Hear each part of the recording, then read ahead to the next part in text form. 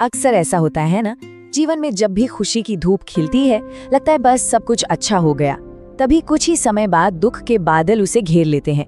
ये एक ऐसा सवाल है जो हम सब कभी न कभी खुद से पूछते ही हैं। तो आज चलिए इसी सवाल का जवाब एक बहुत ही गहरी, बहुत ही खूबसूरत कहानी के जरिए समझते हैं। तो कहानी की शुरुआत होती है एक भक्त की प्रार्थना से, और उसकी आवाज में ना वही दर्द है, वही सवाल है जो हम सब महसूस करते हैं कि आखिर ये खुशी इतनी जल्दी चली क्यों जाती है, ये शांति टिकती क्यों नहीं। ये सिर्फ एक सवाल नहीं है, बल्कि दिल की गहराई से निकली एक पुकार है। और कहते हैं ना, जब सवाल बहुत गहरा हो तो जवाब भी बहुत खास तरीके से आता है। उस भक्त की प्रार्थना का जवाब देने के लिए जानते हैं कौन आता है? स्वयं माँ काली उसके सपने में आती हैं। और बस यहीं से कहानी एक बिल्कुल नया मोड़ ले लेती है, एक इंसान के सवाल से एक दिव्य जवाब की तरफ। माँ का स्वरूप भी कितना अद्भुत है। सोचिए, एक तरफ तो बिजली जैसी ज्वाला है, तूफान जैसी रफ्तार जो उनकी जबरदस्त शक्ति को दिखाती है, और वहीं दूसरी तरफ उनकी आंखों में भरी है अपार करुणा, बेइंतहा प्यार। यह हमें बताता है कि शक्ति और प्रेम ये एक दूसरे के दुश्मन नहीं हैं। और यहीं माँ काली जीवन का सबसे बड़ा रहस्य खोलती हैं। वो कहती हैं, बेटा, ये जो जीवन है ना, ये एक सागर की तरह है जो कभी भी शांत नहीं रहता। इसमें लहरें उठती हैं, कभी सुख की लहर तो कभी दुख की। और ये कोई प्रॉब्लम नहीं है, बल्कि ये दोनों ही तो मेरी लय है, अस्तित्व का संगीत है। तो मतलब साफ है, हमें जीवन की इस लय को, इस उतार चढ़ाव को एक कमी की तरह नहीं बल्कि एक डिजाइन की तरह देखना है। आप सोचिए, जैसे सागर बिना लहरों के सागर नहीं हो सकता, ठीक वैसे ही जीवन भी सुख और दुख के बिना पूरा हो ही नहीं सकता। ये तो कह लीजिए एक ही सिक्के के दो पहलू हैं। लेकिन एक सवाल तो मन में आता ही है ना, कि भाई ठीक है, पर अगर सुख इतना अच्छा लगता है तो फिर दुख जरूरी क्यों है? क्या जरूरत है इसकी? हम सब हमेशा खुश क्यों नहीं रह सकते? चलिए देखते हैं कि माँ इसका क्या जवाब देती हैं। और ये जवाब सच में सोचने पर मजबूर कर देता है।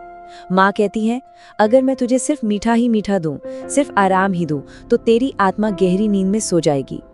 कठिनाइयां तो एक अलार्म की तरह हैं। वो इसलिए आती हैं ताकि हमारे अंदर जो छुपी हुई शक्ति है वो जागे। वो हमें कमजोर करने नहीं, बल्कि हमें हमारी असली ताकत का एहसास कराने आती हैं। ये बात मुश्किलों को देखने का हमारा नजरिया ही पूरी तरह से बदल देती है। देखिए, हम आमतौर पर दुख को क्या मानते हैं? एक सजा, एक श्राप। लेकिन यहाँ एक बिल्कुल नया एंगल मिलता है कि ये एक दिव्य स्पर्श है, बिल्कुल एक कारीगर के हाथ की तरह, जो एक साधारण से पत्थर को तराशकर उसे एक मजबूत फौलादी इस्पात में बदल देता है। ठीक है, तो अब ये बात तो साफ हो गई कि कठिनाई कोई सजा नहीं है।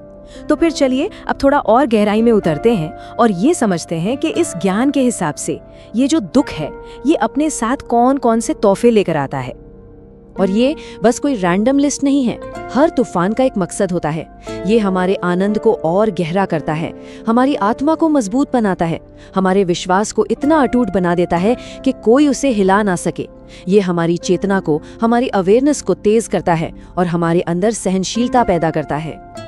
तो ये सब समझने के बाद सबसे बड़ा सवाल ये उठता है कि इन लहरों के बीच रहते हुए, इस सुख दुख के खेल के बीच मन की अटूट शांति कैसे पाई जाए?